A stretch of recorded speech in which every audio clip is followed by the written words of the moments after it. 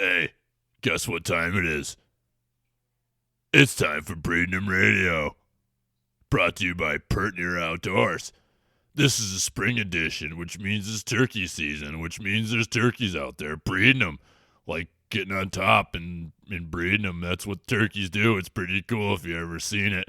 But anyway, listen to these stories. These are real people from right around the corner who are going out there putting turkeys on the ground. They ain't breeding them no more. You know what I'm saying?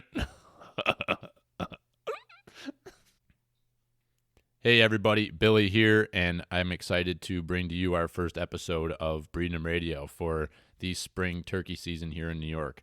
This is going to be probably a 4 or 5 part, probably 5-part series, as we're going to bring an episode to you each week with stories about people who have shot birds around New York State and their stories behind how they got it done. So Jimmy will be kind of leading this, and he'll be doing the conversations and the interviews with all of the successful hunters. And we'll be getting this out each Thursday for your listening pleasure before you head out into the woods on the weekend. So excited to put this together for you. I hope everybody has a great opening day and puts that big bird on the ground. I know we're all anxiously awaiting Friday morning to get here, and we've had a great month and a half here, especially the last couple of weeks, to do some scouting. So best of luck to you. Make sure you shoot straight and have fun. That's what it all comes down to. Have a good time. So enjoy these conversations. We got Russ Zimmer. He's jumping on to tell a story about a successful hunt from the youth weekend this past. And then we'll have Jamey Mann and his son Carter on. And then we will have Russ Morgan and his son Dalton on to tell their story. So Jimmy did a great job with these. Proud of him for grabbing the bull by the horns here, as I'm on baby watch and don't want to get myself in over my head. So he's helping me put this all together. So enjoy. Thank you. And good luck this weekend. All right. We are here with Pertnear Outdoors, Breedinum Radio. We decided to do a turkey edition, first time ever. So we're going to start it off here with the couple of stories from the youth hunt this past weekend here in New York. So with me on the line, I got Russ Zimmer. He's a Western New York native by the looks of it. And sounds like he had a pretty good hunt this weekend. So I'll let him kind of introduce himself and get into the story. Yeah, we had a pretty good hunt this weekend. I've been hunting since I've been able to, since I've been 12. I'm almost 40 now, so it's been on quite a few years. It's, this year I found it pretty difficult finding birds, but I was given the opportunity to take the kid out, and we got on some birds.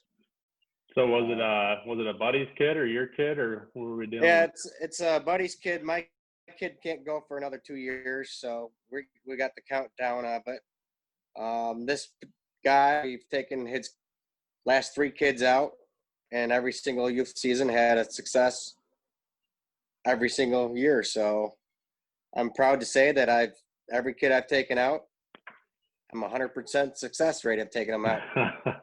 Nice. Yeah, I got 2 years of the youth hunt before I turned 16, and I got one both years.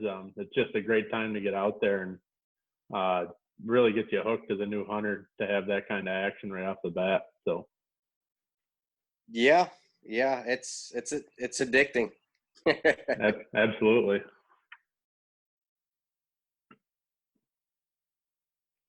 So, what was your setup like there?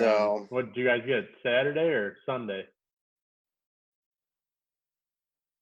My dad actually took them out Saturday, so okay. I scouted out my normal hunting areas where I usually go. I usually try and hit a couple different areas right away.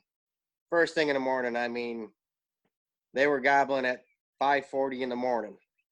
So after I knew there was a couple birds in one area, I left and went to another area. Heard birds in that area, left, went to another area. All within a good half hour. So I know that there's different areas for different birds. That particular Friday night, I scouted the area out. We seen birds there before. And my dad had planned on going to that area, and I said, they're not there.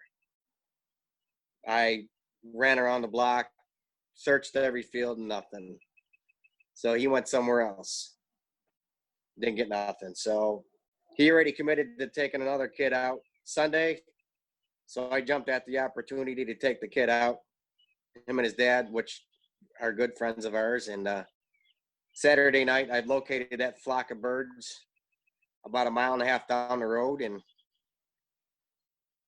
just tried making it happen for them. I've never been in that block of woods. It was all brand new to me. So just taking it nice and easy and Google Earth it, trying to get a general idea.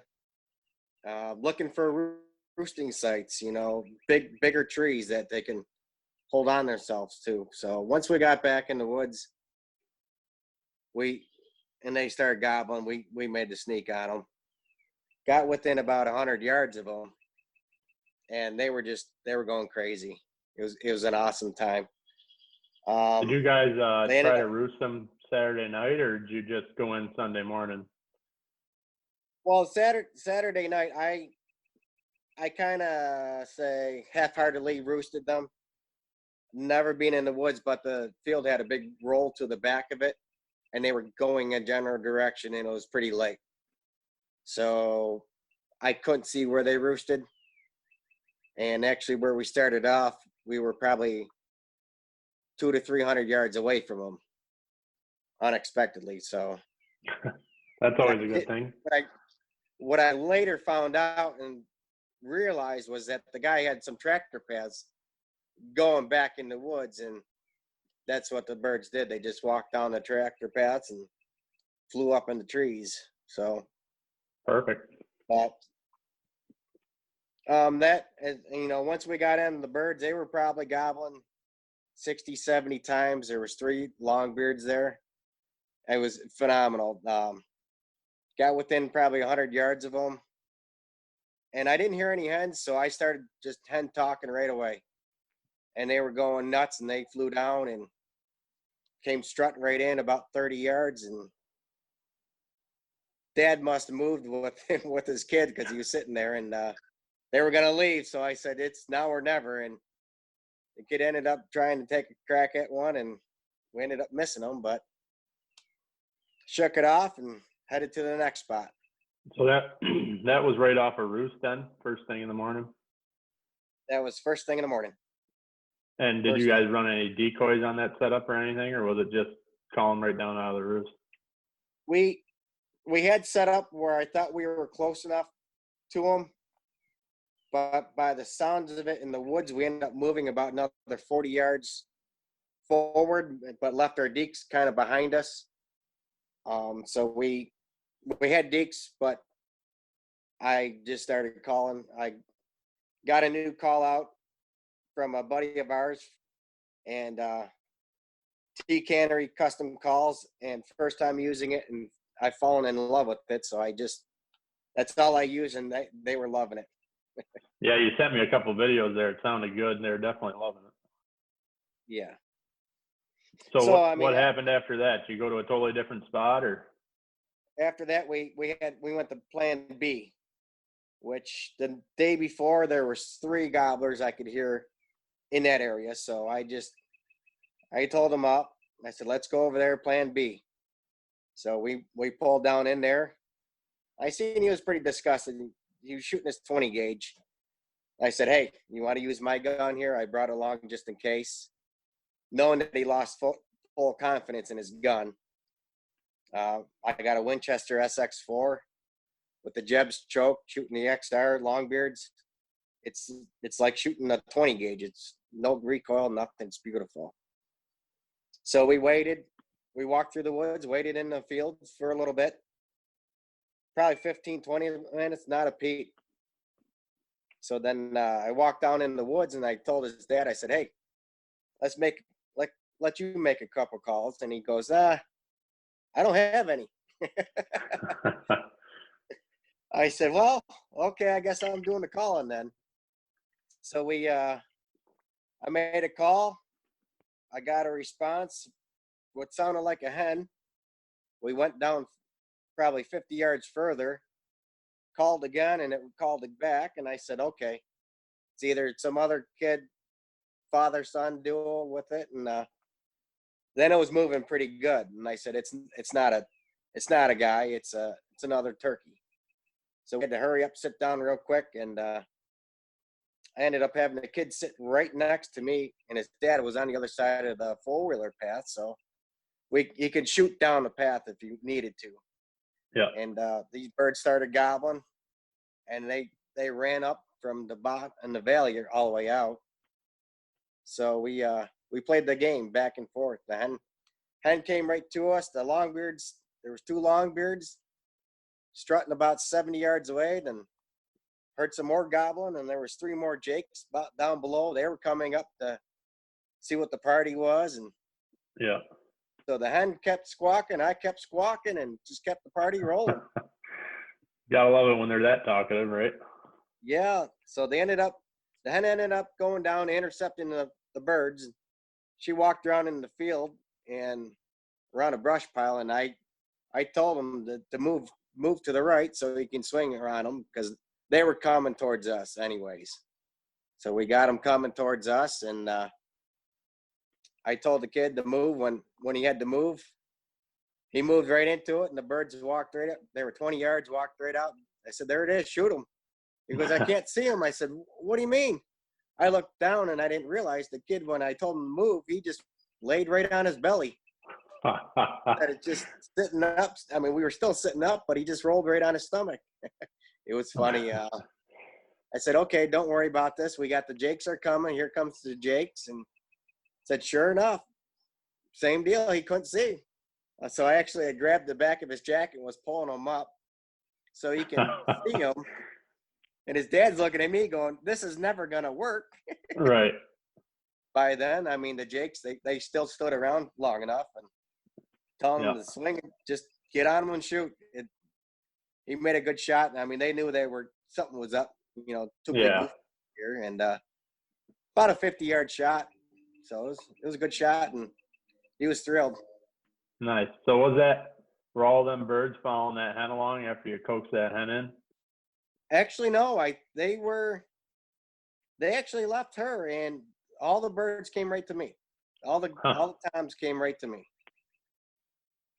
That's interesting. That was a first, but I don't know. Apparently, they liked that. They liked that call that I was running and how I was running. Yeah. Normally, you get that hen to come in, the rest of them will follow right along.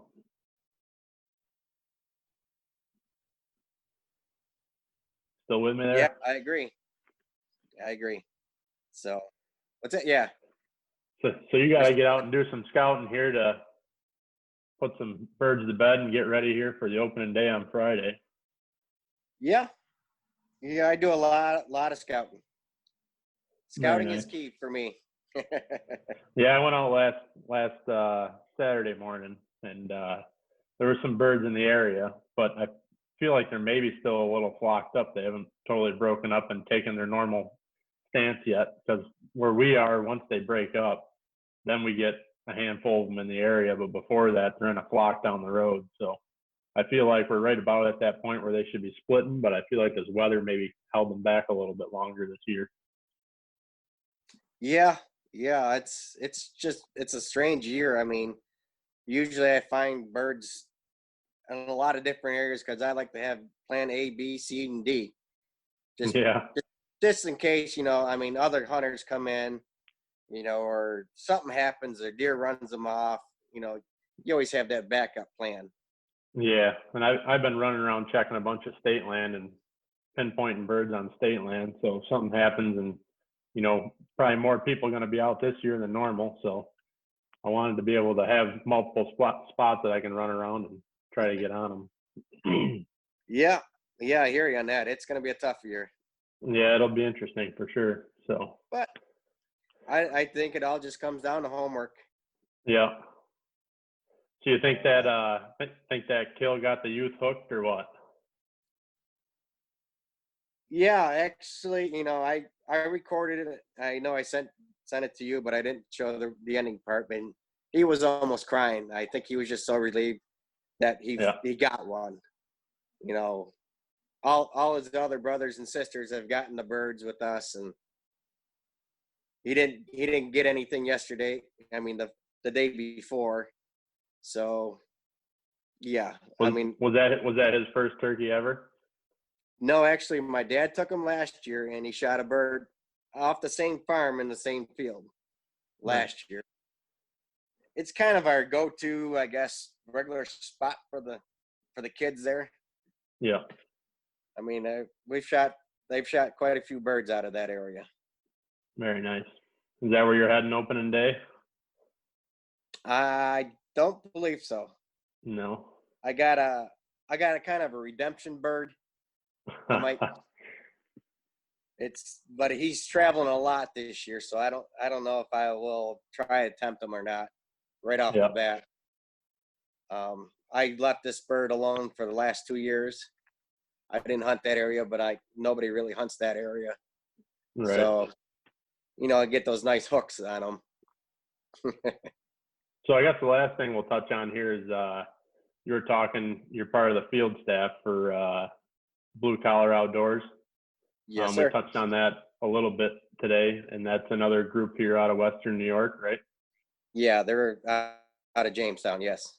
Oh, out of Jamestown, okay. So they're on the southwestern part of our state. Yeah. So you said they are on YouTube, Facebook, and Instagram? Yes, sir. So how did you hook up with them? I can't remember how I seen them through Facebook or got something, and they were looking for field staffers and stuff to video and show hunts and stuff, and I just tried it out. I mean, I love hunting. I mean, obviously. Very nice. Love hunting, and just trying to always learn new stuff. Yeah. Some little thing that might help somebody, or that you didn't know, or you're teaching somebody else how to do everything. I mean, that Jake Sleesman, he's the one in charge of it, and he knows more about it, and we just try and do our part to keep up the good stuff. Yeah, absolutely. I mean, that's a lot of what we're trying to do here. Get more people involved and help new hunters out. And, we've said it several times, we're by all means no professionals, but we've been out in the woods a long time, and it's a big passion of ours, and we're trying to help everybody out and get everybody involved. So that's just something that we're going for. And, it sounds like you guys are doing that too. So. Yeah, if I can convert some of my old mini VHS tapes, oh man, do I got some hunts on there. Yeah, we were talking about that the other night on our live turkey talk video there. Yeah. Got some good old footage on the VHS style tapes. Yeah, some good stuff there. Yeah, so I appreciate you hopping on and telling the story, and appreciate you getting involved and taking the youth out, and good luck to you this Friday. I hope you have some success, and let us know how you make out. Will do, not a problem. Well, thanks for having me on. Yep, have a good one. All right, thanks. All righty, we're here with our second youth hunt of the turkey season here with Breedinum Radio. We're trying to get a couple of stories from the youth hunt on. And Jamey, you've done some work with Billy here in the past, and looks like you guys connected with a real good bird this weekend. So figured we'd get you on and have you tell your story, and maybe have Carter tell us how he was feeling through the thing, and how excited he was to get started, and find out if he was all hooked up after this or not and ready to go after it again. Perfect. Sounds good. Thanks for having us, guys, by the way. We enjoyed it. Yeah, absolutely. Sure. But I mean, youth hunt, it was awesome. I mean, I look forward to it every single year. It's probably one of my favorite weekends of the year. Carter's got some cousins that are a little bit older, so it's been nice where I've been able to go these last few weekends. This was Carter's first year in New York. He just turned 12 in February. Okay. So I know I've been waiting for this for 12 whole years. So I was pretty excited. I'm not gonna lie. I was pretty excited about it. Hopefully you were feeling excited too. Weren't you excited? Yeah. Yeah. So it was the first. I was gonna ask that if this was the first youth hunt for him here or not. It was. Yeah, it was his first year, first New York youth hunt. Now we've been, we've had the luxury. We've been going out of state now for, I think this was our 5th year traveling out of state. So he's shot some birds, which has been great. I mean, we've got some good friends down south and in Tennessee and Kentucky. We hit Ohio one time too. So it's and it's been awesome. The foundation's been laid out for him, and it's really been good. I guess what was really different about this hunt, when we go on these out of state hunts, we've been hunting in a lot of blinds. So this is the first time, in just the way the circumstance played out, this was the first time he was outside of a blind. So, what'd you think? A little more exciting than it is in the blind. Which do you prefer? Tell everybody, would you rather sit in a blind or would you rather be outside the blind? I think I would rather sit outside the blind, even though it's like a little. Absolutely. Like it better. Talk up loud. But yeah, so I told him, I go, without being outside the blind is going to be a little more intense because it's going to be a little more in your face. When you're in that blind, you got a little sense of security, but a little bit different. So it was great. I mean, it was awesome. I mean, it's harder to get up and run after him when you're sitting in a blind too. Yeah. Definitely. I don't know why, but every time I've been taught as a kid, when I was doing the youth hunts, it was like you pulled the trigger and you were running after the bird. And it was like, that's just the way I was brought up. So it's like now every time you pull the trigger, you're like jump up and you're running after the bird. I mean, you can dust the thing and you still get up and run after it no matter what. Exactly. And we were fortunate enough. It was great. We got the hunt all on video too. Billy knows my buddy Scott. You probably know him too. Was there to film the whole thing. And I just going on what you just said, I'm in the same boat. I was taught you shot, you jumped up and you started running. Well, you're going to see in the video, he does his thing. Dad's doing the 40-yard dash, Did you listen to our turkey talk live the other night at all? I did. So we were telling the story of my first youth hunt when I shot. My dad took off running. And he was so excited, he got way out ahead of himself, and he was flipping, doing somersaults, skidding across the ground. It was absolutely hysterical, and we got the whole thing on videotape. I got to find it somewhere because it's on one of the old cassettes, but oh my God, was it funny. Oh my God, that's the stuff that's awesome. We've been having this conversation about going back and looking at watching all that footage off the old VHS tapes and discs that we burned with our footage on it from the old stuff, and it's pretty funny. I mean, it's good times, and always have that stuff to look back on, so it's pretty cool. Absolutely. So I don't know if I did a great job of introducing. This is Jamey Mann with Hunters Creek and his son Carter.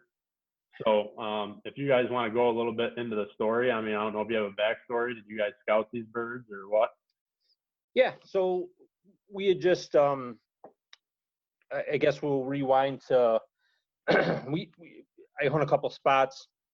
One spot is probably, I would say, my number one spot, and I'd go in there in the morning and just really hadn't heard anything. Try to roost them the night before, and just nothing was really happening. So I was out of town, and I got word through the grapevine that there were some birds that were seen close to our land here behind my house in East Aurora. So I was like, I'll go take a walk back there. So anyway, Friday morning, the day before season, somebody might have been sleeping in, but one of us wasn't. So I went to my number one spot and nothing was happening. So I decided to run back here behind the house quick.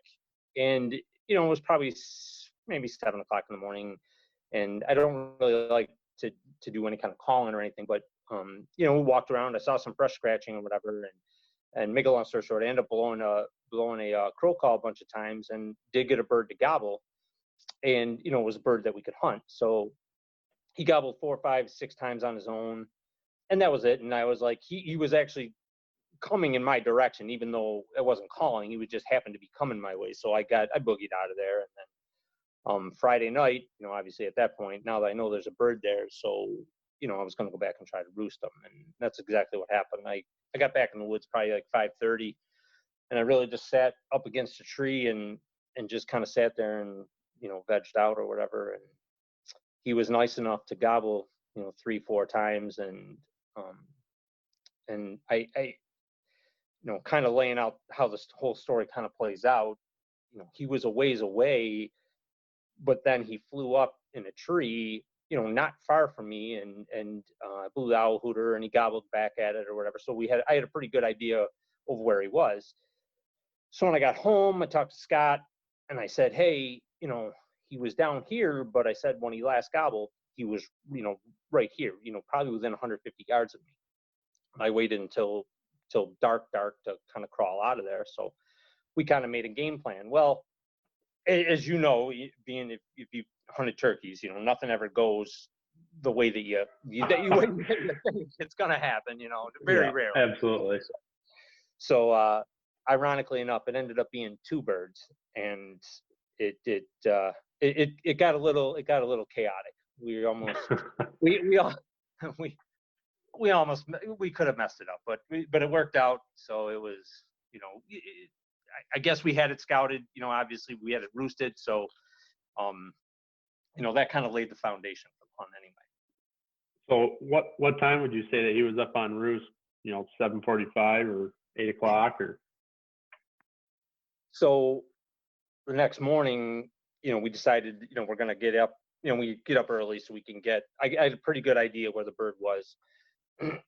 And, I obviously, and I would tell this to anybody. I mean, you don't have to be a good caller to call it, to call a turkey in. Half the time, I think, and probably even more than half the time, if you know the lay of the land, it is extremely, extremely helpful. So I said, I want to get in early, get to a certain spot. I knew the woods was a little more open because having him outside the blind for the first time, I knew we were not going to be able to get away with a whole ton of movement. So I wanted to try to get, to a spot where the woods was pretty open, where I thought we would have a good chance, to call him in and work him off the roost. And surprisingly enough, the old beakbuster here did pretty good at 4:30 when that alarm went off. So I was pretty happy. So we got back there and we got set up, and it was kind of funny. We laugh at it now, but bird starts to gobble, and Scott's sitting probably maybe 10 yards, maybe 7-8 yards to my left, and this bird's gobbled like 4 or 5 times now, and it was the bird, not the bird that it wasn't coming from where the bird flew up. Is guess what I'm saying? It was kind of where I heard where I thought he had gobbled the time before he flew up, and Scott comes crawling over me and he goes, he must have moved during the night, or else he goes, your direction's way off. And we started laughing. I was like, maybe. I go, dude, but I'm telling you, it was right here. How many beers into roosting were you? What's that? I said, how many beers into roosting were you?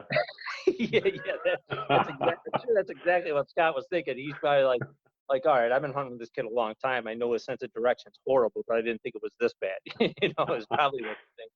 But he was probably crawling back over to his tree. I don't think he was even quite there yet. And then the bird that I knew flew up, hammered, and I was like, he was just like, turns back, and I'm sure both our eyes were probably the size of $50. Like, I'm like, we're within 100 yards of this turkey, and then and then changed real quick. So I ended up, he only gobbled twice, and after he gobbled the second time, I ended up seeing him up in the tree. I was like, oh, there he is, and I got my binoculars up on it, and I see his beard swinging, so I knew it was a long beard. And again, I always let him make the decision. I'm like, look, if you want to shoot a long beard, you want to shoot Jake, whatever you want to do. You're not very choosy, are you? No, he likes to hunt. So it's got to be the right trigger. I mean, if it's what you want, it's what you want. If it's not, you let it go. That's exactly correct. I let him make his own decisions on what he wants to do, but it was pretty wild. Bird gobbled only twice, and it literally flew down like 10 minutes later. Like, so how that bird didn't see us, moving around. And I mean, the woods, anybody that's out in the woods right now, the woods is wide open, especially like you just can't, you can't get away with anything. And he flew right down, as soon as he hit the ground, Scotty was doing most of the calling, because I ain't gonna lie, I figured I was gonna have my hands full, really trying to teach him. He's gonna have, I thought he's got to learn, being outside the blind, how much. I mean, he's pretty good with not moving and etc. But until you're out there experienced, and I mean, you just don't know. So I basically sat against a tree, and I had Carter sitting in between my legs, so I can kind of coach him, through it.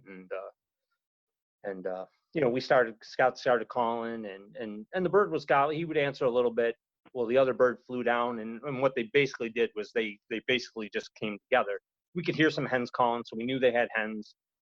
And I want to say we probably sat for probably the first, I bet you it was probably 45 minutes or so, maybe even it was probably 45 minutes or so.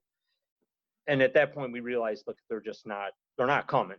So, I guess that's where the hunt, I don't know if you want me to get into that actually, how the whole Well, hunt. I mean, did you call much off a roost, or did you just kind of let them do their thing, or?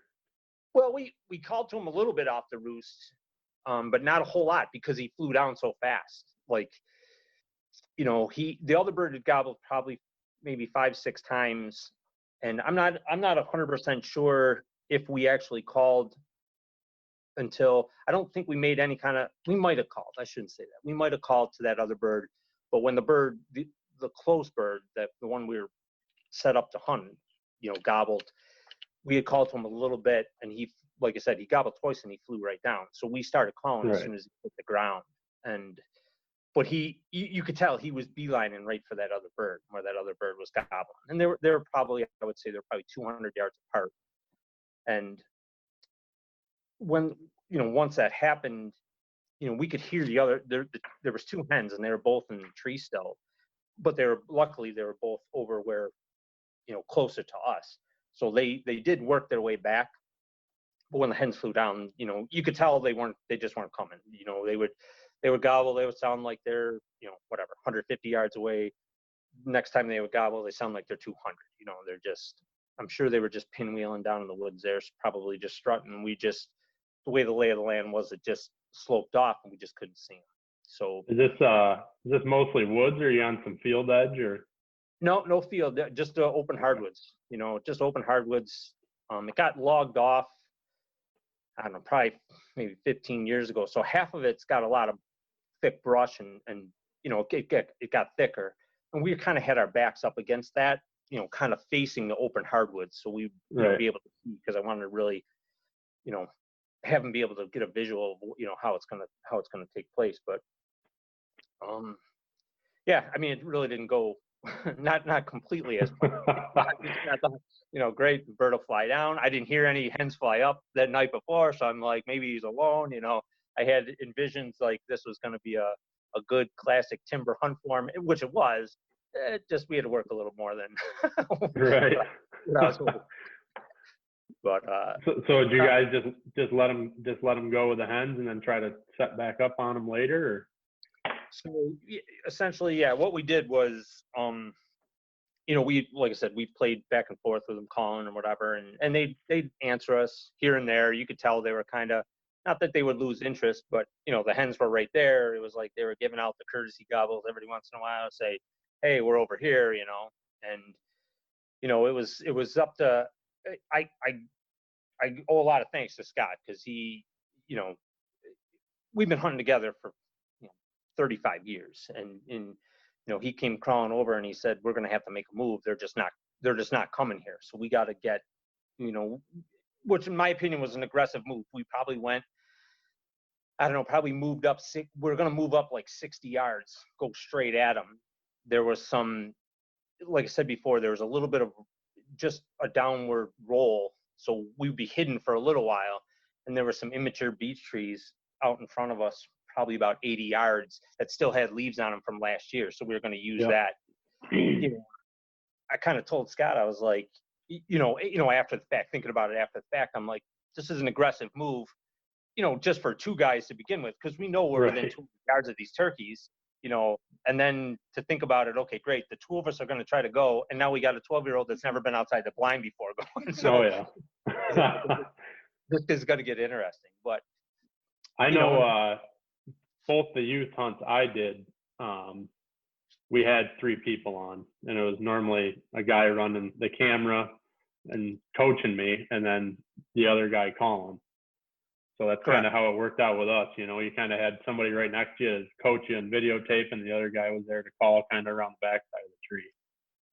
That was exactly what we did. You know, I left all the calling up to Scott, and he did all the videotaping and everything. So all I really had to do was, you know, just kind of walk him through it, and it got crazy. Went Western real quick, or what? Yeah, it got real crazy. I mean, you know, when it really started unfolding, you know, and I'm telling, I probably told the poor kid, I'm like, you got to sit still. I don't know, probably how many times did I say it? Probably about like 100 times. Like 100 times, he said. Oh yeah. You know, it just, and it didn't seem like we were moving around, but I'll tell you, when I went back and looking through all the footage or whatever, and I'm like, oh my goodness, you know, we were like, I mean, probably like a cross between an auctioneer and a garage sale going on. It was crazy, but so we decided that we're going to have to move, and we basically went straight at them. And you know, like I said, you know, it was great because Scott laid it out real quick, you know, to him. He just said, hey, Carter, we're going to go around that rock. We're going to go around that tree right there. And he goes, we're going to try to get to that tree right there. So at least, you know, you had a goal, you know, where we were trying to get to. And right. And Scott went first and Carter went second. And I kind of, you know, we were crouching. We weren't belly crawling, but I mean, we were definitely trying to stay as low as we possibly could. And, you know, after us preaching to him, you know, trying to be quiet and yada, yada, yada, you know, obviously he's not moving as fast as, you know, Scott's about 10 yards ahead of us. And Scott gets to the tree. This is so funny. Scott gets to the tree and he's kind of moving the leaves away from, you know, pushing the leaves away from the base of the tree so we can sit down real good and try to keep quiet or whatever. Well, bird just hammers, and they definitely got closer to us. So I don't know if he heard us walking, you know, heard the leaves and sounded the crickets or whatever.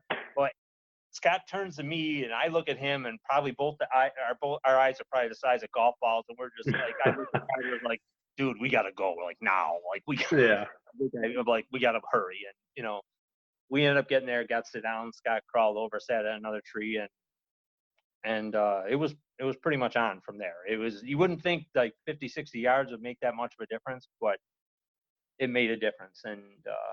And another thing what Scott did, he switched calls. Like when we got set down, got set up to set, you know, our second setup, he had switched calls to a more of a softer call where he didn't have to blow into it as hard enough to make it loud. You know, it was just a softer call. And I'll tell you, they ate it up. Like they just started hammering, and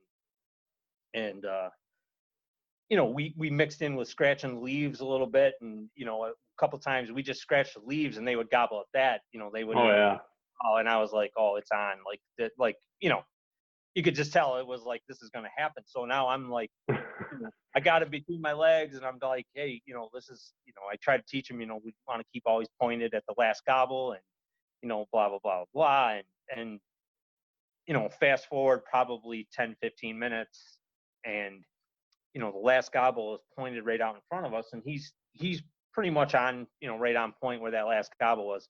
Well, then the other bird gobbles, and he's like, so if you were looking at the clock, you know, we're pointed at noon, and then the other bird gobbles at like 3, you know, and I go, oh boy, you know, and I'm thinking, I got like 10 seconds probably going through my head, 15 seconds. I'm like, should I turn them? You know, they both sounded like equal distance, you know, what should I do?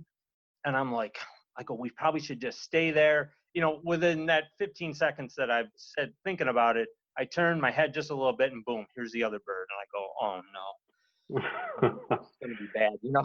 So I was like, how am I going to get him turned? And I'm like, dude, you got to try to turn, you know? And I'm like physically trying to twist his body a little bit. And, you know, unfortunately for this kid, he's pretty short for his age. So the gun, you know, it's a youth model 870 20 gauge, and it's a little long, you know?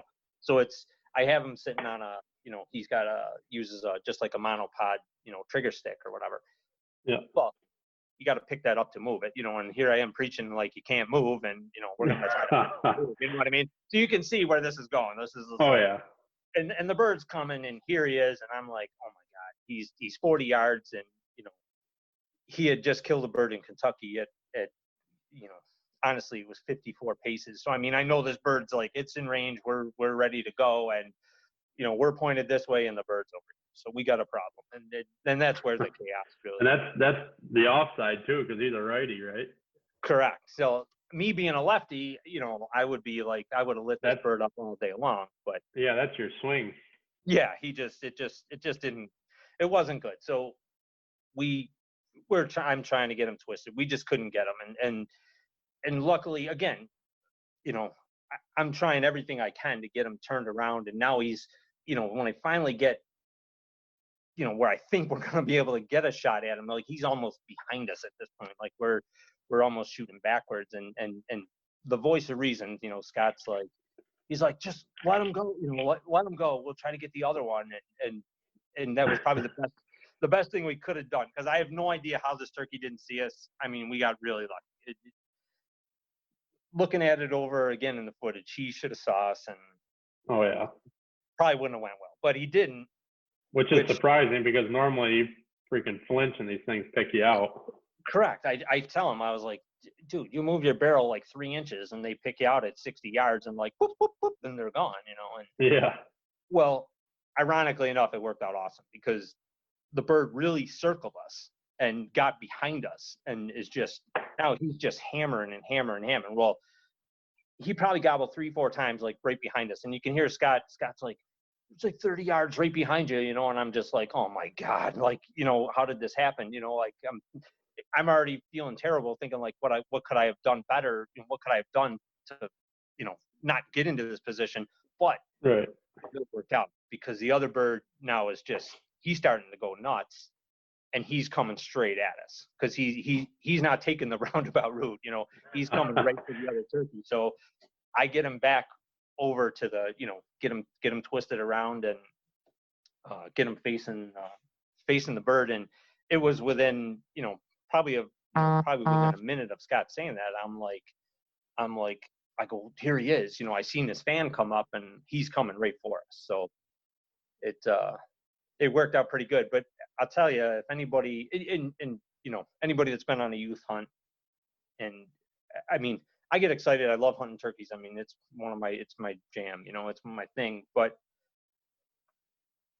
you're excited, you're stressed, but multiply that by 10 when it's your kid and you're not pulling the trigger. So it's like, you don't know what's happening. You're like, I'm sitting back against the tree. I got my hands like this, and I'm just like, letting the kid do his thing, and that bird comes up, and he's probably like 40, 35 yards, and he pops in a strut and he gobbles, and we got a couple trees in the way, and I'm just like, my heart's going to come out of my chest.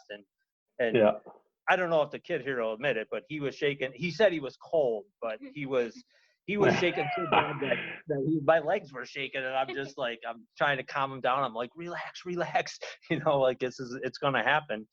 And I even hear a little panic, not panic, but hear a little voice, Scotty says, he's like, shoot him when you can, like take him.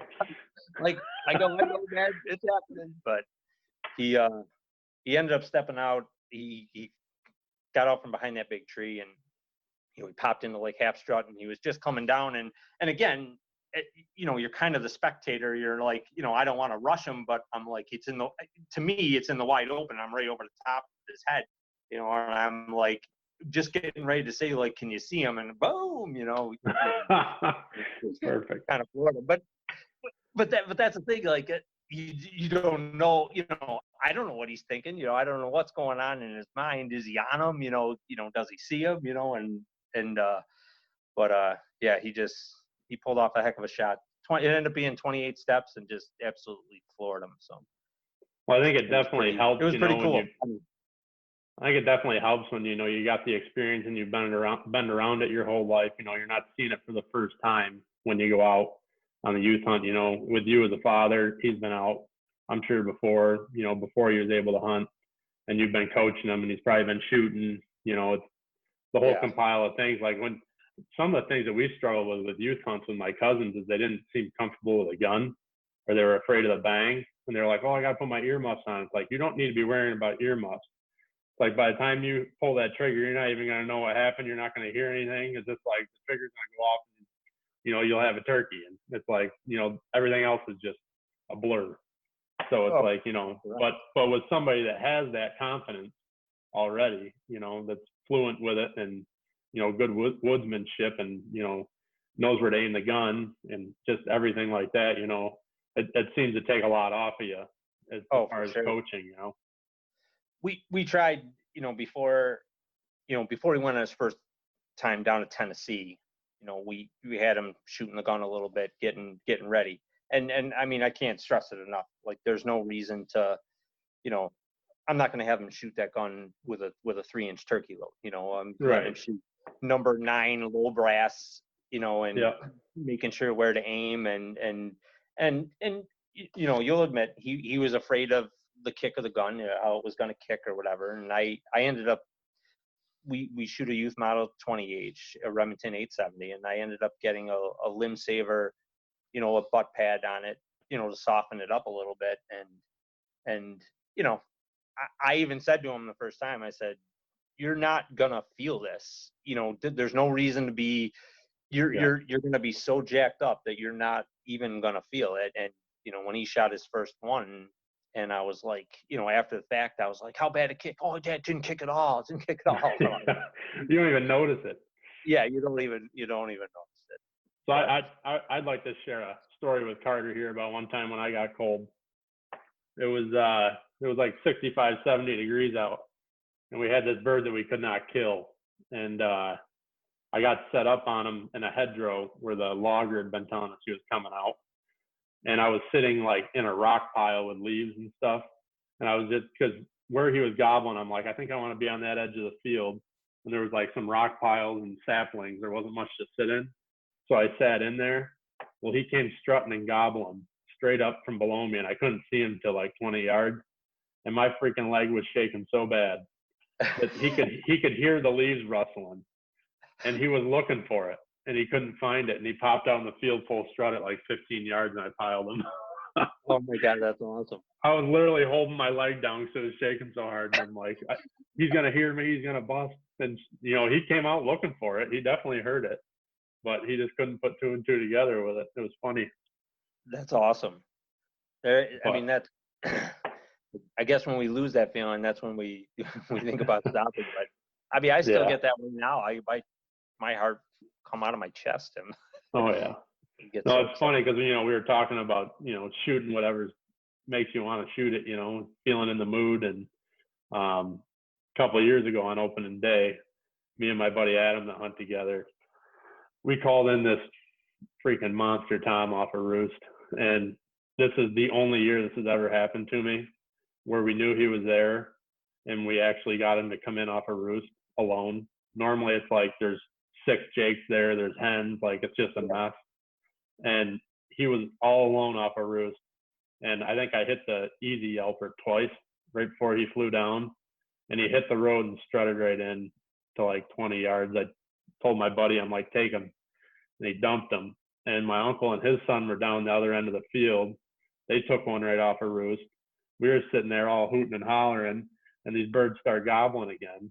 I end up set up, call them in again. There's a bunch of jakes that come running in, and they were literally like 5 yards off the end of my gun barrel. And I'm like, they're jakes. I don't want to shoot them, And they literally walk away and then turn around and came right back in. And my buddy the whole time, he's like, get your gun up, get your gun up. I'm like, I'm not going to shoot one. They're just jakes. And they left to like 20 yards. And they came back into like 7. And by the time they got back into 7, I dumped one. I was like, I'm done. I'm like, I don't know why it didn't do it the first time for me, but it did the second. So you can only tempt me so many times if you're going to keep coming back, Well, yeah, absolutely. And that's, I left that kind of that part out of the story when he dumped that bird, and he put a good shot on him. He crushed him, ran up there like we talked about, run up. I'm all excited. I'm out of my mind, and Scott's hooting and hollering, Carter's, happy and everything's good. And we throw the bird down, and, we're basically talking about the hunt, like, oh man, kind of discussing, the keys to the hunt. Like, man, I'm so glad we made that move, and scratching the leaves, and I think all played just as much as part of anything. But while we were doing that, all of a sudden the first bird that got by us, he's still gobbling. He has no clue what has happened.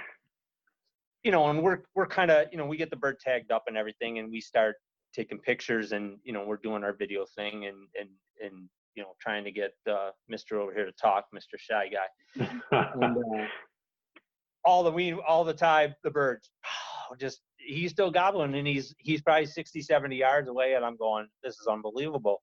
Thinking to myself, well, luckily you can only get one during the youth season, because I could see the old itchy trigger finger kid over here. Yeah, right. I could see the wheels turning, like, no, dude, you're done. What about that one over there? Can we get that one today too? I think he was bitter that he got by him. So, it was fun. Yeah, we couple of things on that. The youth hunt. I mean, it seems like for us, we were running out of youth. So anytime we had like one cousin left, and there's like 4 of us in the woods behind him, like, oh yeah, we got to get out there. So the one time it was me, my uncle, and my cousin, and we went to the spot that I always hunt on opening day. It's a field that's like on the crest of the hill, and then there's a section of woods and then a logging road, and then it's like drops straight off the hill. So there's a very limited crest there that they can hang out on. They're just always there. And we stood on the edge of the field right on the corner, because the field kind of goes to goldenrod in the last 70 yards of it. So we stood right on the corner of it, where it was winter wheat and goldenrod. And we stood there, and I was like, I don't know, we didn't roost birds. So I was like, let's just stand here and wait for the first gobble. And the first gobble went off, and it wasn't 150 yards away. And I'm like, let's just set up right here. So we just hopped inside the woods on a big tree and set up. And I was on the tree to the left of them and back behind them just a touch. And that freaking gobbler came in off a roost. And he came at an angle that was too far to the left. And if I wasn't there, he was a righty, he could have swung. Oh, but yeah. I was to the left and behind him just enough where that bird actually hit the edge of the field and came down the edge of the field.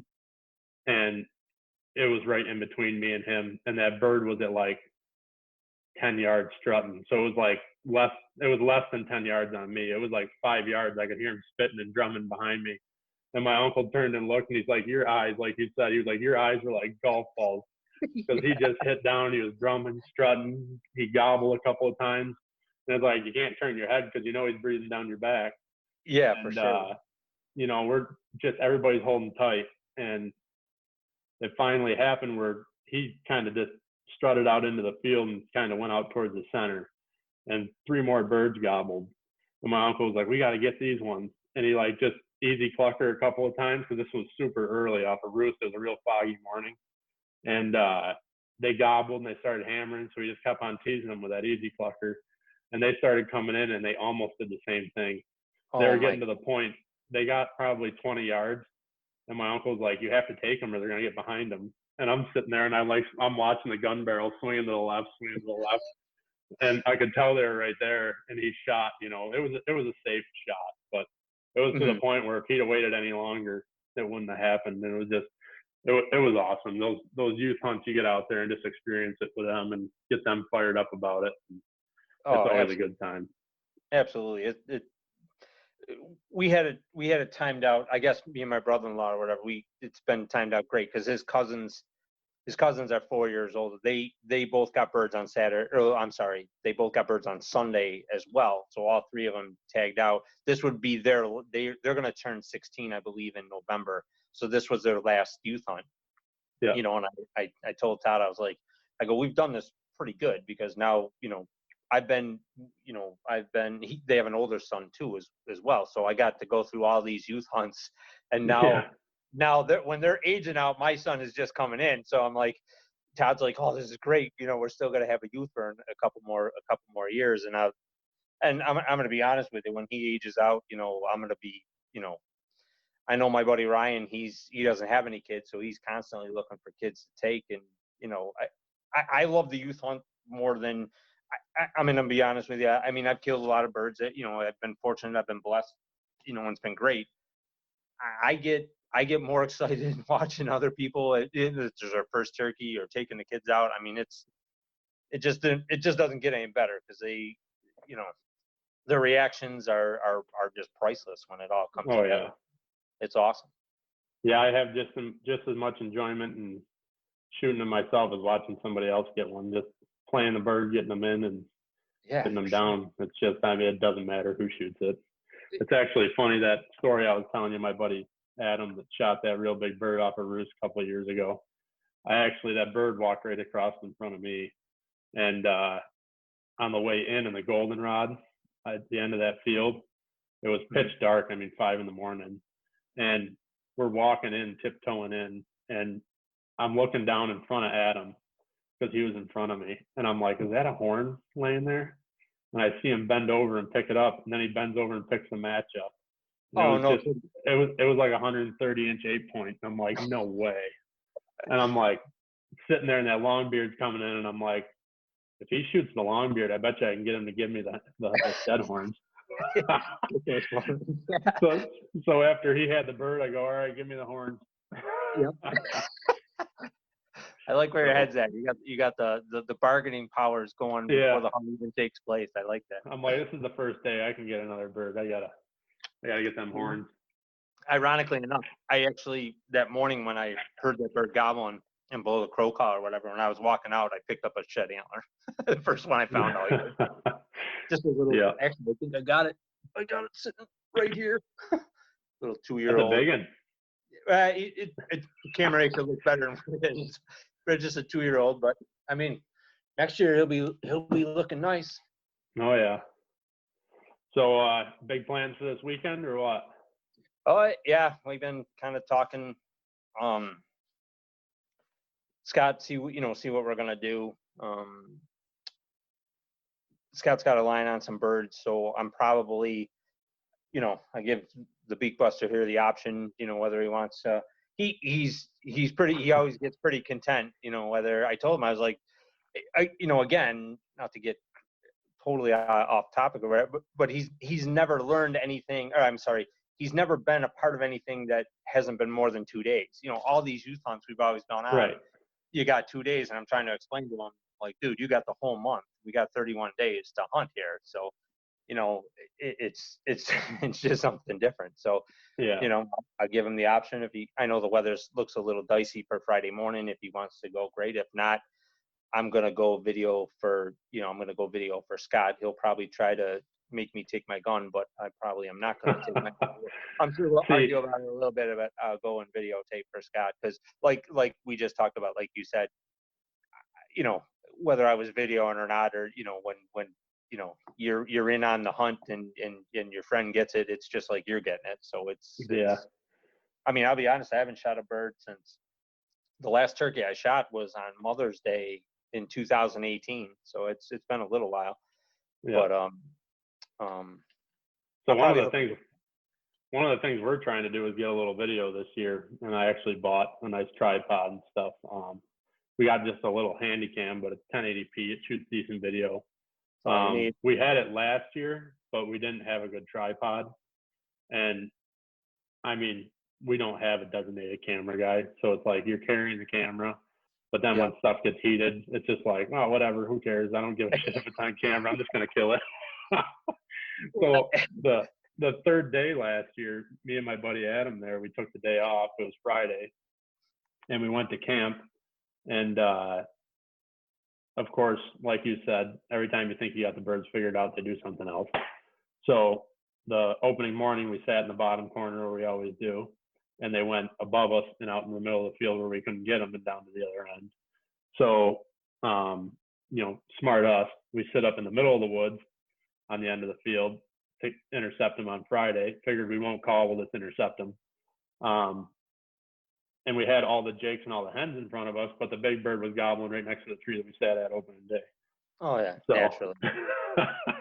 And there was some bad weather that blew in, so we let them get out across the field. We tried calling them back, didn't work. So we just left them. We're like, you get a rainy day.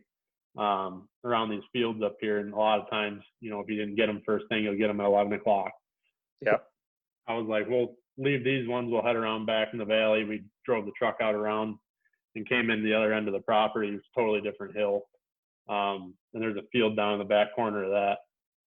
So I was like, let's get down to that back corner there and we'll give a call and see what's going on. So it was a quick rainstorm. It rained for like a half an hour. We pull into the other end of the property and it started getting sunny out. And we walked right up the ridge. And I was like, hey, before we drop down in there, I'm like, we ought to give out a call.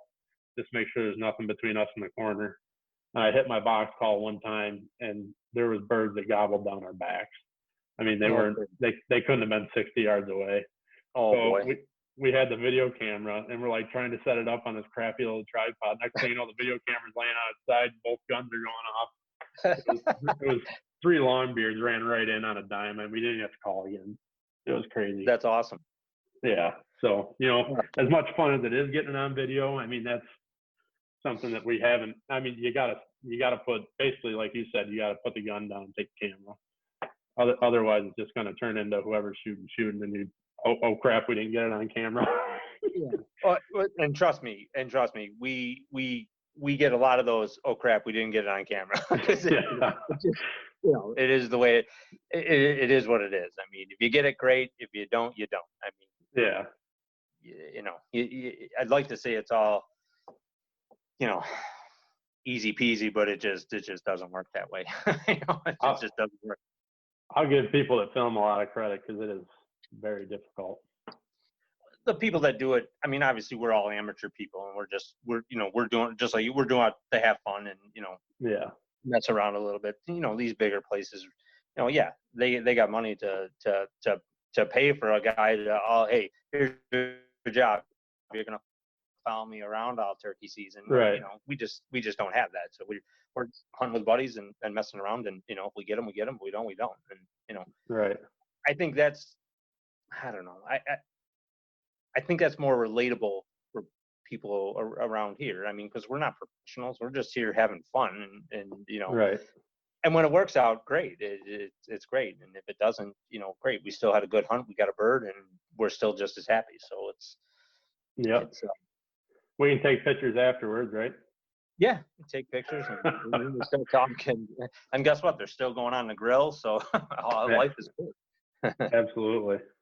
It was awesome. So I think that'll do her for tonight, and hopefully you guys get some more birds done. We'll have you on for a couple more episodes. We're going to be trying to do this right through May, so awesome.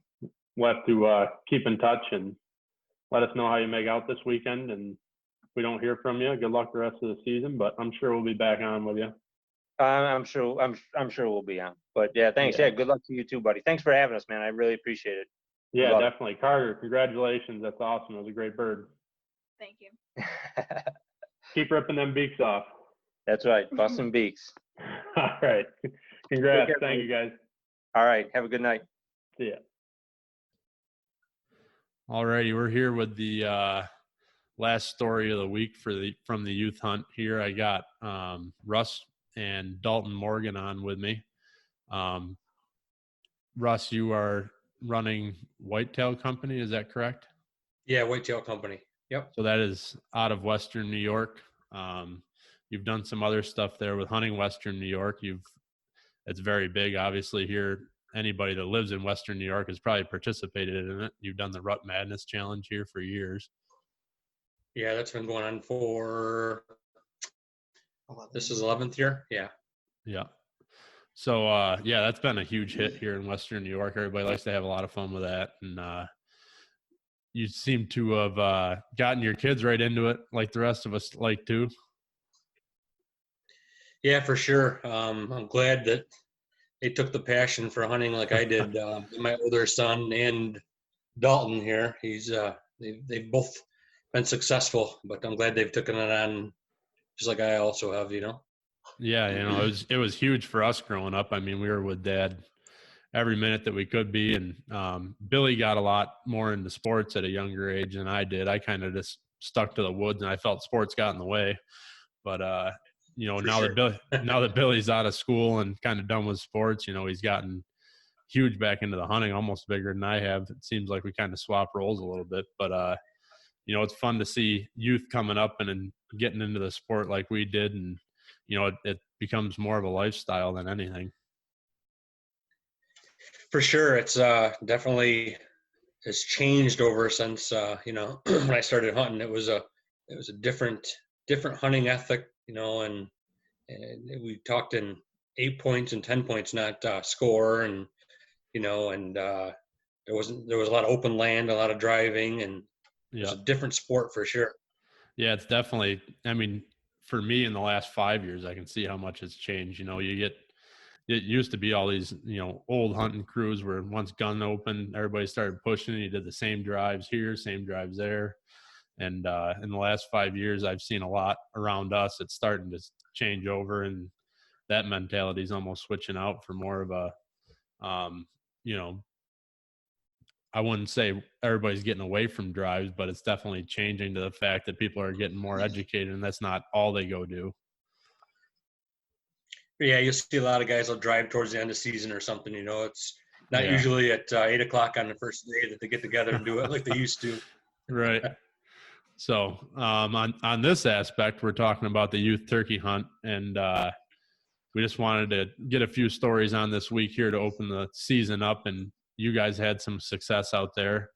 A couple things we're looking for is just kind of your setup, what you guys were set up in, whether it was field or woods, if you guys scouted these birds, how you got on them. So I guess I would just start maybe from the night before, if you roosted or not, and then kind of just roll into the story of, I don't know, did you guys get Saturday or Sunday? Yeah, we went both days, Saturday and Sunday. He shot his bird on Sunday. Very nice. So maybe just a quick recap of Saturday and how you made out, and then Sunday, how you got how everything came about and how you got the harvest. So it's the woods we're hunting it's a woods right behind my house that we've had a ton of success in over the years. Last, I would say 4 or 5 years, has been getting a ton of pressure from the neighboring property, and we used to hunt that neighboring edge and had a lot of success with it, and we couldn't kill any birds, and come to find out those birds are getting pressured so hard. There'd be 3 or 4 pop-up blinds on the edge of the property. I decided to back out, and I think I even took a year off maybe, and from hunting there, and we kept noticing the birds were coming out on our side of the woods, and I said, you know what, we might as well just try setting up there one of these years. And last year we killed two really good birds. One of my son's friends killed a giant 70+ National Wild Turkey Federation bird, first bird of his life, and he'll probably never top that bird again. And Dalton, he killed a giant there also last year. That's nothing like getting spoiled right off the bat, right? Exactly. So it was a pattern. We don't roost very often. We just watch them a lot. We can see them right from our back of our house. We have that nice benefit. And last year we hunted out of a deer blind that's only about 4 feet off the ground, and which I found out it was totally illegal to do. I called the DC to make sure that was totally legit. And it worked out perfectly. We put some Dave Smith hen and a Jake out 25 yards, and it was like clockwork. I couldn't believe how nice it worked out. Very nice. This year, same thing. We decided to go right back because we put out spy point trail cameras and saw that these birds are coming out there every single day, like that 7 to 9 o'clock time frame. And we figured out Saturday morning this should be easy. We should be done by 6 o'clock. And yeah, I'll be damned, we didn't see a bird, hear a bird. Oh, God. Nothing worked out at all. So we got out and did some running and gunning, and never heard a bird, never seen a bird. It was really odd. You almost got to wonder if they got spooked away by something, or neighboring property owner out right at roost time or something. Yeah, I kind of wonder. We always drive our Ranger and park it near our blind. I would say about 150 yards away from our blind, and I kind of wondered if that might have did it, which would surprise me unless they roosted awful close that night. And the next day we drove the Ranger again, but we just took a little different approach. So I don't know if that was the key or not, but yeah, most certainly could be. I mean, that's up where our fields are that we hunt. I mean, we used to go up and roost all the time, and we actually used to drive up the front of the hill in the morning because that's the only way to get there on the four-wheelers is drive up the front of the hill. And there's an access road in the back, and we started driving around with our trucks and coming up an access road in the back instead of driving the four-wheelers straight up the hill. And Right. that seems to have made a world of difference in our approach. So it most certainly could be, you know, if they're roosting in that area and you drove in there. Yeah, I don't think they roost too far away from there, but yeah, that definitely could have been it, you know. Yep. I was very surprised we didn't run into them again though, because there's like 350 acres there, and we walked all of it, and we never heard them or seen them, and that's very strange. So it was a really odd. We didn't even know what to do on the next day, Sunday morning. So we decided just to go back where we were the day we didn't see anything. But I'll be damned. They started gobbling like crazy. They went nuts right off the roost, you know. Yeah, I've had that here in the past, scouting, you know. I'll go up there. I went up there this Saturday to where we normally hunt, and I'm sitting there at first light, absolutely beautiful Saturday morning, and I'm like, why aren't the birds gobbling? I'm like, they should be here by now. But one of my theories is that in our spot, it seems like they don't flock up there. It seems like they end up there once the flock breaks. Right. I don't know, with some of this weather that we've had that's back and forth. My buddy's actually running a spy point camera. I would say it's about a mile from there, and it's really around the crest of the hill, and it's all open field, and it's right above a ski slope. And I would say as the crow flies, it's probably about a mile away. And he took a youth out in there, and it was absolutely loaded with turkeys. And he's been getting trail cam pictures left and right. And it's like, I bet you as soon as that flock busts a little bit, that's when they come over, you know? Yeah, it'd be better for you. Yeah. Yeah, it's a weird. When it's good, it's good. When it's bad, it's bad.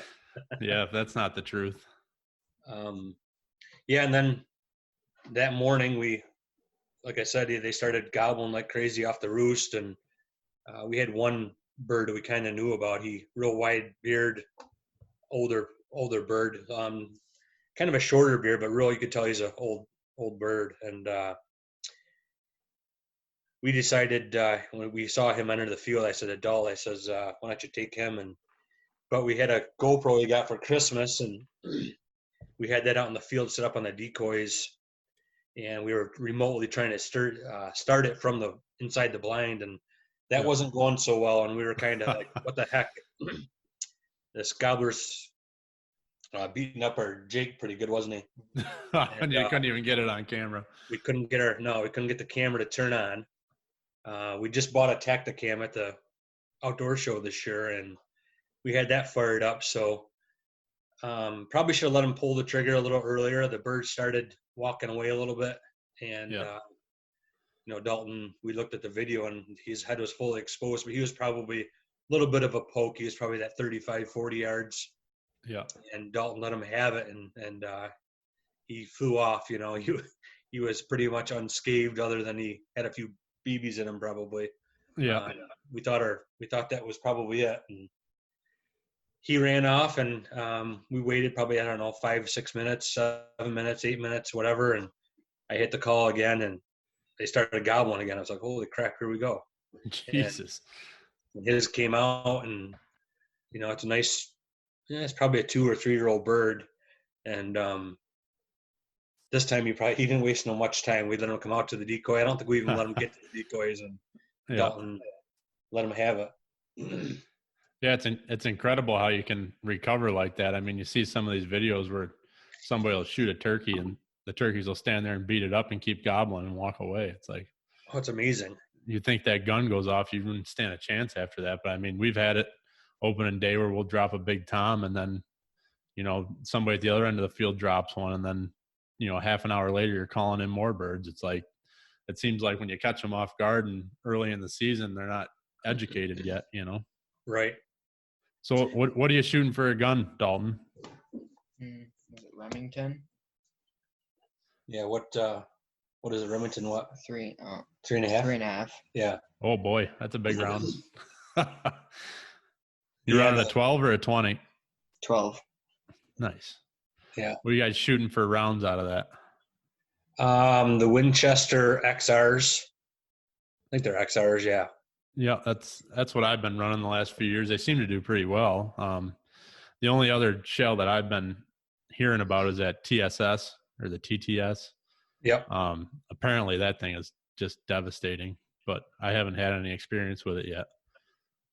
Yeah, I went and bought I need to spend a little more time on the whole pattern deal. I went and bought an Indian Creek choke. We bought a Remington 3.5-inch Super Mag. I think it was like 3 years ago. And it seems to be shooting a touch low. We're peppering them in the chest, and we on the paper, and I got to figure out why that is, because it should be a good lethal combo, which it works. You're going to kill turkey, but Right. Yeah, that 3.5 though, he shot it Friday night, and it just, oh my God. So how old are you, Dalton? 14. 14. Is this your first year, or you've done this a couple times? My third year, I've killed 2. Very nice. All youth weekend success? Have you got one in regular season? All youth. No, it was regular last year. Oh yeah, regular. Yeah. Because Yep. we were in Myrtle Beach. Yep. Very nice. Regular season last year, yeah. Yeah, I had that problem with one of my 20 gauges. It was a Remington 20 gauge, and no matter what I did, it shot way low into the right. Right. I ended up putting a red dot on that gun. Okay. And, I mean, it was just perfect for turkey, because That's a good point. you slap that red dot on there and put your pattern on the head, and Yep. when I was younger, I didn't have that many guns, so I was always switching my setup back and forth, and it was annoying. But now, to think back of it, and I got all these different guns now. I have 12s, I have 20s. It's like, you could easily throw a red dot on a gun and just call it your turkey gun and just set it there. Oh, for sure. That's a good point. I would have to look into that, because that makes it even easier for the kids too. Oh, absolutely. I absolutely love that setup, and I always thought the red dot would give me trouble on putting it on a red head of a turkey. I mean, once I put that red dot on that 20 gauge, it was dialed right in for turkey. It was perfect. Awesome. Pretty excited about getting out? Oh yeah, fired up. I mean, it's definitely going to be a little bit of an odd year with everything going on with COVID and everything, because normally we'd all be down to camp, but I know my uncle and my father are going down, but the neighbors, the property that we hunt, they're off of school, so they're going to be heading down.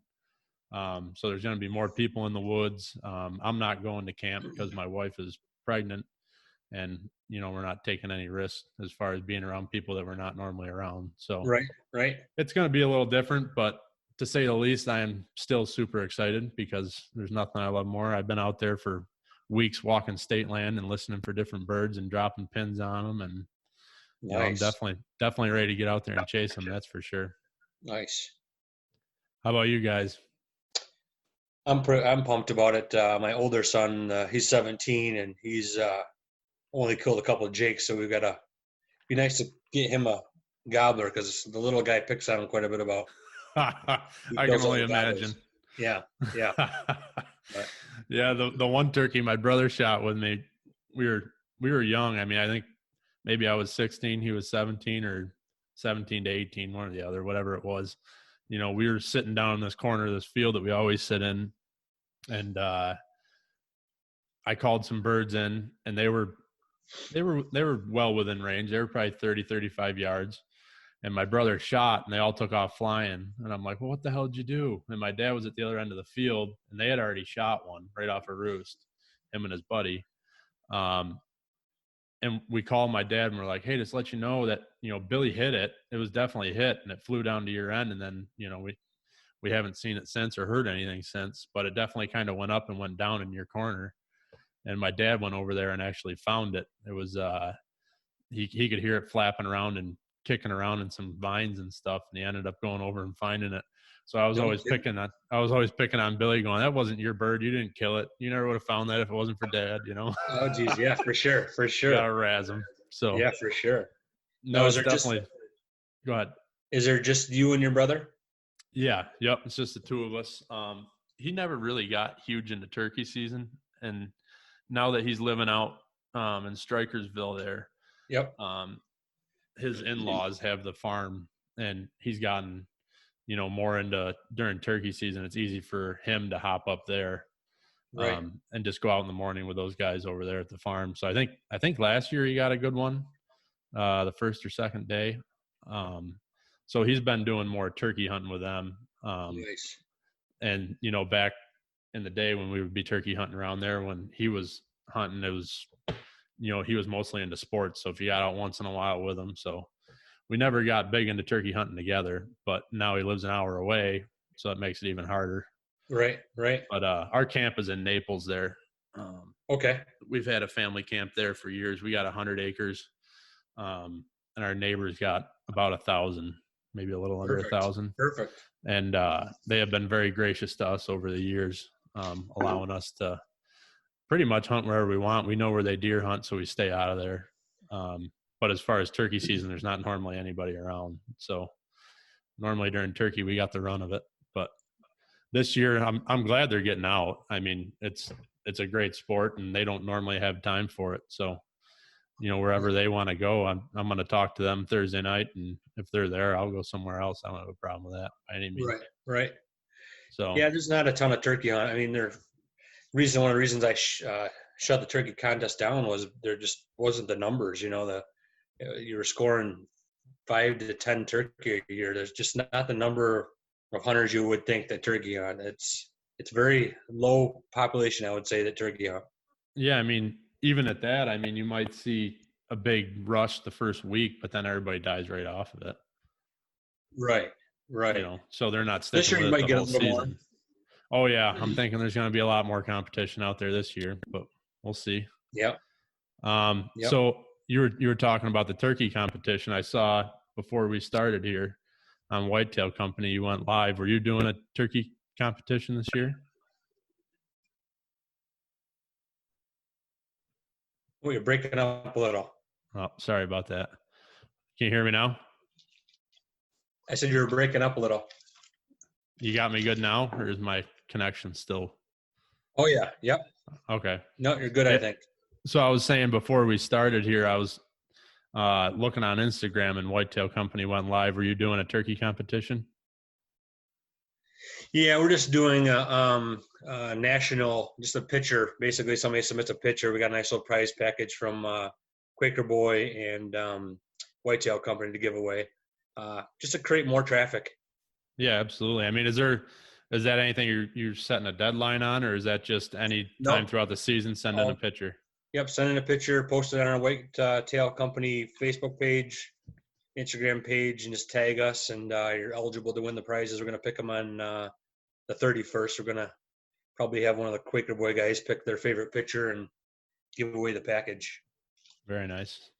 So I guess I'll just wish you guys good luck this weekend and throughout the rest of the season. And it was very nice connecting with you guys. And I think we're probably going to release this podcast either tomorrow or Friday here, going right into opening weekend, trying to get it out ahead of time. But awesome. Best of luck to you. And Dalton, congratulations. Great bird. Well, thank you. And wish everybody a good weekend out there hunting. And like I said, upload those pictures to Whitetail Company and win some prizes. Absolutely. Stay in touch. Thanks for hopping on. Have a good night. You too. Good night.